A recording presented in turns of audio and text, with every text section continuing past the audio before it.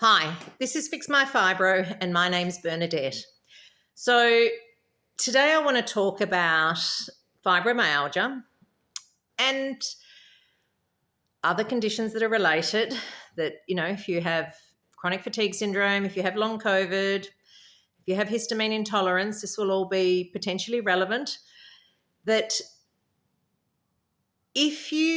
once you develop your condition, or once your condition is set off or literally activated, when you have your first primary onset of your illness, so it might have been after getting just a respiratory flu, and then suddenly you've never been the same since.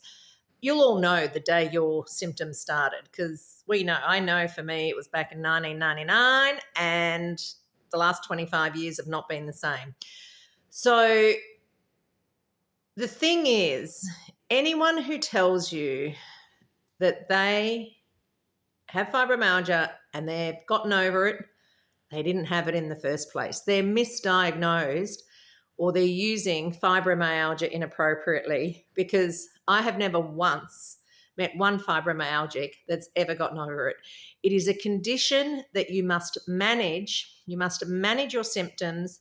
You must manage and learn lifestyle changes to minimize your symptoms, so to the point that you can feel normal again. I've gone back and had over a decade of full-time work. I have had, I've got my life back by making two major changes, and I'll explain those. And it's just been life-changing. I've learned how to adapt my lifestyle, how to deal with my symptoms, and live with my symptoms, because my symptoms aren't going away. I've met a few people that have sort of gone, that they use fibromyalgia as a stepping stone for their business. So I had this gorgeous yoga instructor called Tammy, who did a weekend workshop for all of us girls, and she announced herself, and I used to have fibromyalgia and now I'm better because I do yoga. And I'm like, yeah, you can do yoga as an exercise, that's great, but there is no way known that you even had it in the first place. And I could tell she didn't have it in the first place. And we had this weekend workshop. She wouldn't even come over and talk to me, because I then announced that I'd written a book about it. And, oh, wow, we're so similar, Tammy. We both have fibromyalgia. I thought she'd be just like, wow, let's talk. No. So the thing is, it's hereditary. Well, it's recognized in fibromyalgia as being hereditary because it's seen to run in families. I believe it's autosomal. It's known as autosomal dominant, meaning it's in your primary genes that this defect or these defects are happening, and they're inherited. Why? Because my daddy had it and my grandmother had it, his mother. It's on my paternal side. There's variance in the sexes. That's another video. But it is hereditary. And if mast cell activation syndrome is part of that presentation, and this purine metabolic disorder or receptor disorder, so you don't process purines. If you have a high purine diet, the fatigue sets in like instantly. And purinergic receptors, that are the receptors that process purines, are all through your body as well, just like mast cells. It's just to make it confusing. And all of them are through your body, but they are the receptors that process your ATP, which is your energy. ATP goes to ADP, which is adenosine diphosphate. So adenosine is a purine. Diphosphate is two phosphate molecules. You go from 2 molecules to 3 molecules, ATP, which is adenosine triphosphate. That's the power cell. That's your energy. That's energy release. When it goes from 3 phosphates to 2 phosphates, boom. It's like a little mini atomic bomb going off in your cell, and you get, bang, energy. That's the energy that your body, that your cells use, is ADP, ATP. And adenosine is a purine, and we have a fault in one of our purinergic receptors that processes ADP to ATP, And it also controls gout. And that's why we get gouty symptoms. And that's what our disorder is. I can even tell you the receptor. The receptor, in my opinion, from what I've read, I believe it's the PX2 receptor. Actually, I better double check that on my notes. Oh, P2X. Sorry, I'm a bit dyslexic. So P2X, and that's the one that that actually is related to gout and to energy production.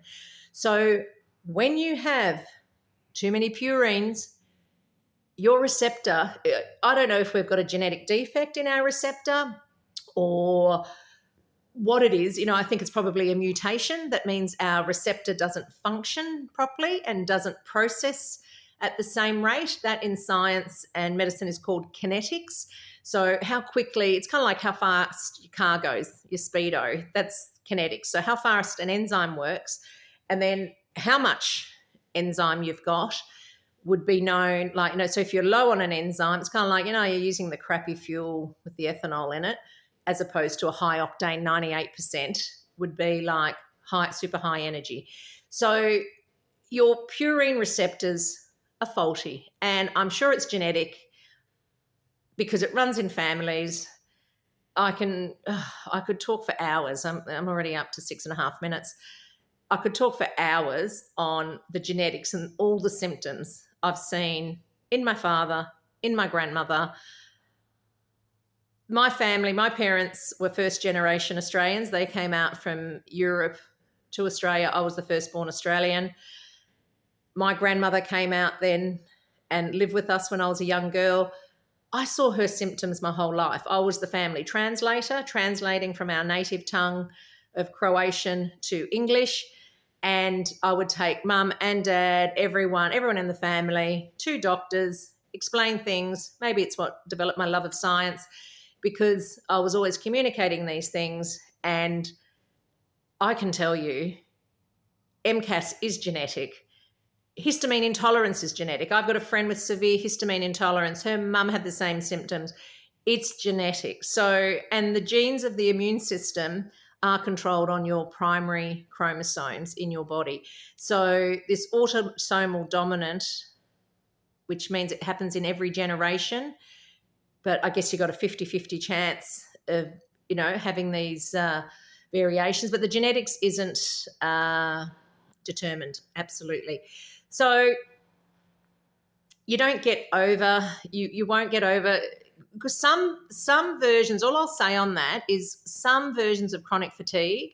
So some respiratory illnesses will set off a chronic fatigue-like illness. So some people might have chronic fatigue for a couple of years and get over that.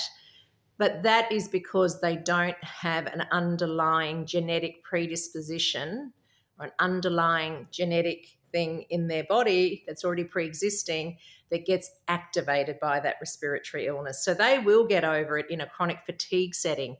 Fibromyalgia, once that light switch is switched on, once you get that, whatever it is, the trauma, the stress, the respiratory illness that set off your primary fibromyalgia, you're never going to take that light switch off, but you can dim the lights massively.